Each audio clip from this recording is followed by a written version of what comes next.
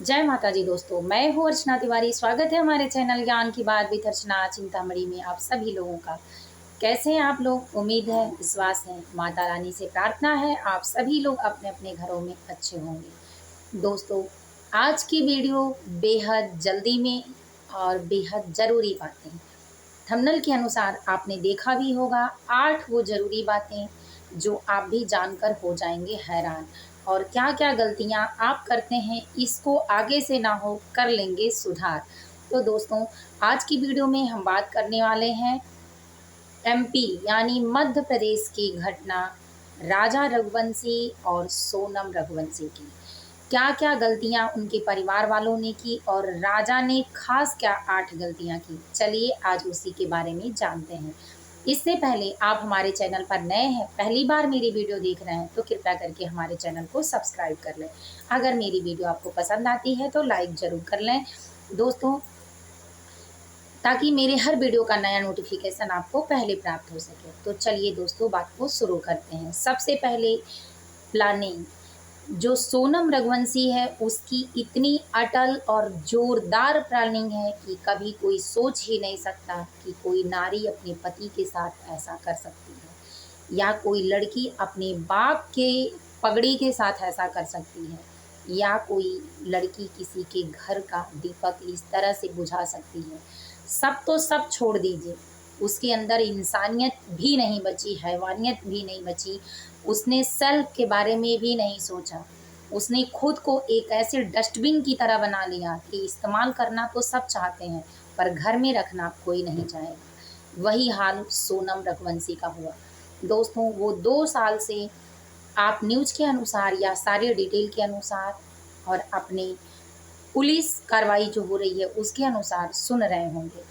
सारी कहानी मेरे एक वीडियो में, लाइव वीडियो में आप जान सकेंगे, चेकआउट करके देख लें, लेकिन थोड़ी बहुत कहानियाँ इसमें भी होंगी। शादी से पहले जानते हैं कि राजा रघुवंशी और सोनम रघुवंशी दोनों मांगलिक होते हैं। दोनों की शादी ऑनलाइन देखी जाती है, जैसे आप पेपर में या किसी तांत्रिक पंडित से या ज्योतिषी से कहते हैं कि हमारा लड़का हमारी लड़की मांगलिक है, उसके लिए वर या वधू चाहिए। इस तरह से देखी जाती है। दोनों को ज्योतिषी मिलाते हैं, दोनों के परिवार वालों से बात होती है, दोनों मांगलिक होते हैं।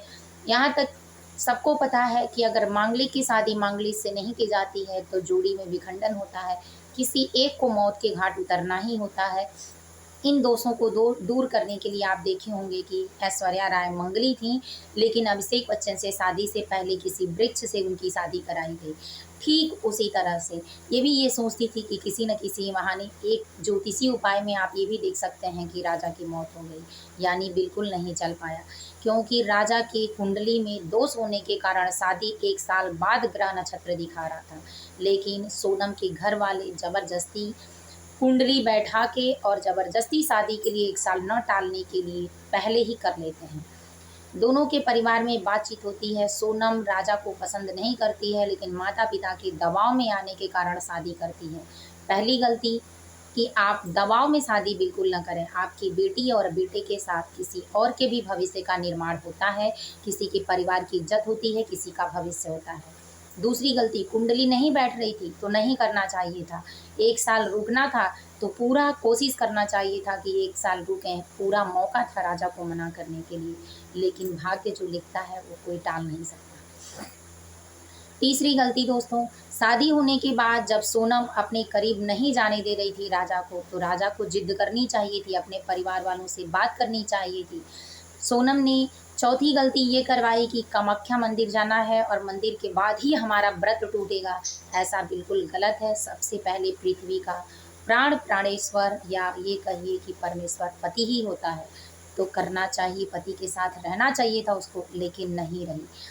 उसके घर परिवार में घंटों तक शादी के बाद जो लड़की मोबाइल पर चैटिंग करते हुए, दूसरों से बातें करते हुए, बात किससे करती है, कोई लेडीज़ है या जेंट्स है, नहीं पता चलता है। कहीं न कहीं समाज में अभद्रता होती है।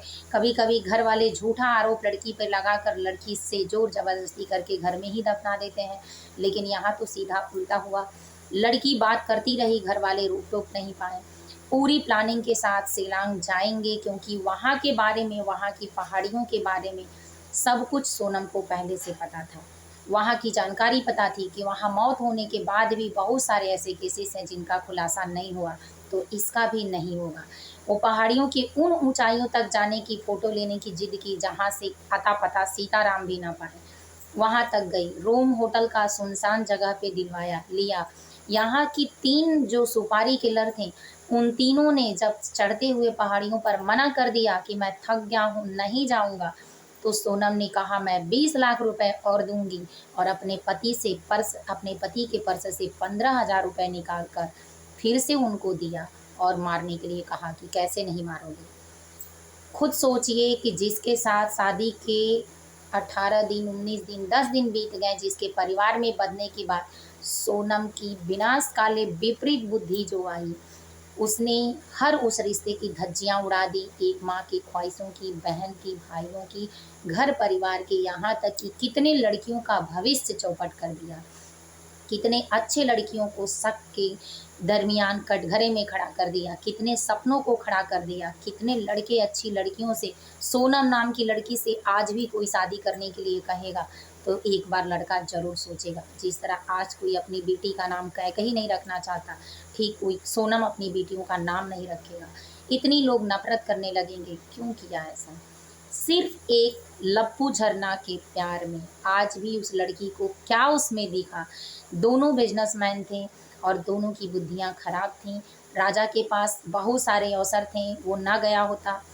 अगर वहाँ गया, शादी के बाद हनीमून गया, तो हनीमून अपनी जगह से प्लानिंग करके फिक्स करता। आज मेरा सलाह है उन लड़कों से या उन लड़कियों से कि जिसकी हनीमून पहले तय हो रही है, वहाँ ना जाकर जगह बदल कर जाए, चाहे लड़की हो चाहे लड़का हो। इन टाइम पे एग्जैक्ट डेट चेंज करें, जाने का माहौल चेंज करें, जहाँ आप जाएँ वहाँ की पूरी लोकेशन अपने घर वालों को दें, पूरी बातें अपने घर वालों को बताएँ, और उस लड़की के साथ या लड़के के साथ जब भी आप अकेले भी रहें तो खुद के बारे में सोचते समझते रहें, बिल्कुल निर्भर होकर ना रहें, क्योंकि किसी का कोई भरोसा नहीं है।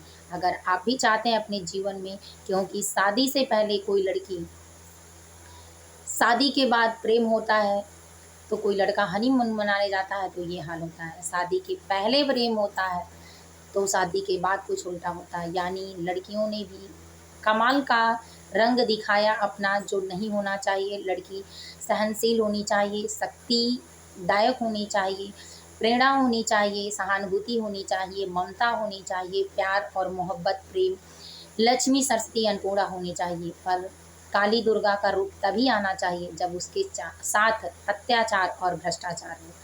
इस तरह से नहीं। लड़कियों के नाम पर कलंकित करने वाली सोनम ने खुद को इतना कलंकित कर दिया, और वहाँ से अपने प्रेमी के द्वारा 1100 किलोमीटर दूर आकर गाजीपुर में पकड़े जाने के बाद पुलिस बयान लेती है, तो पुलिस भी झूठ बोलती है कि मैंने तुम्हारे प्रेमी से सारी बातें उगलवा ली हैं कि तुम लोगों ने प्लानिंग की। तब जाके सोनम सारी प्लानिंग बता देती है और इस तरह से पूरे प्लान में फंस जाती है। अब वो ऐसे डिब्बे की तरह हो गई है, ना तो कोई अपने घर में रखेगा और ना तो उसे कोई चाहेगा कि उसके संपर्क में रहें। क्या मिला जीवन से? कभी भी आप हर एक मोड़ पर अपने जीवन को एक नई कहानी से जोड़ सकते हैं। जो आपके पीछे हुआ उसे मत देखिए, लेकिन जो सामने हुआ उसको संभाल लीजिए। अगर आपके जीवन में सच्चा, यहाँ तक कि राजा इतना प्रेम करता था कि उसके रूम में बहुत सारी तस्वीरें, यहाँ तक कि अपने दोस्तों से भी फ़ोन करके बताता था कि मैं भी बिज़नेस करता हूँ, पर मैं उसके लिए टाइम निकाल लेता हूँ, वो मेरे लिए नहीं निकाल पाती है। उसके पीछे लगा रहा उसके प्रेम को पाने के लिए, उसकी ममता को पाने के लिए, लेकिन सोनम ने हमेशा उसे ठुकराया। तो दोस्तों, इन बातों से बिल्कुल बेखबर मत रहें। शादी से पहले लड़की से पूरा संपर्क, लड़की के पूरा घर से संपर्क, पूरी जानकारी, जान पहचान रिश्ते में करें तो ज़्यादा अच्छा है।